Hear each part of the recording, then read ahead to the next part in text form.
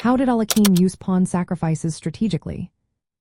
Have you ever wondered how a single pawn sacrifice could change the course of a chess game? Alexander Alekhine, a legendary chess player, was known for his clever use of pawn sacrifices.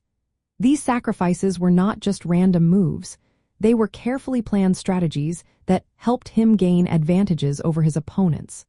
Let's break down how Alekhine used these sacrifices to his benefit.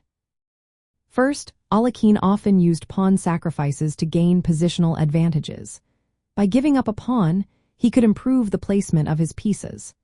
For example, he might sacrifice a pawn to open a file for his rook or to weaken his opponent's pawn structure. This tactic allowed him to control key areas of the board and create opportunities for his pieces to become more active. Next, Alekhine was a master of dynamic play.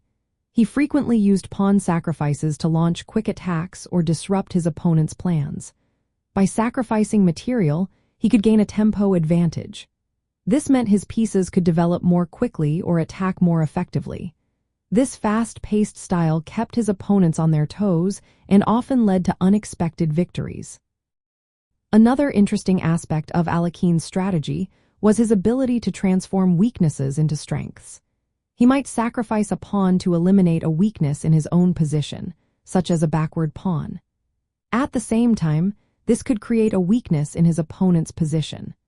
This dual benefit often led to a stronger pawn structure for Alekhine and more active pieces ready to attack. In practical terms, Alekhine's approach to pawn sacrifices involved careful calculation. He had a keen understanding of both positional and dynamic play. He would often sacrifice pawns to achieve specific strategic goals. This could include gaining control of key squares or creating long-term threats against his opponent's position. A great example of Alekhine's strategic use of pawn sacrifices can be seen in his game against H. Jonner in Zurich in 1934. In this match, he sacrificed two pawns to activate his bishop and restrict his opponent's knight. This sacrifice not only improved his piece placement, but also created a powerful attacking position that ultimately led to his victory. Alekhine's strategic use of pawn sacrifices serves as a model for chess players looking to improve their skills. His techniques demonstrate how sacrifices can be effectively used to achieve strategic objectives and gain an edge in chess.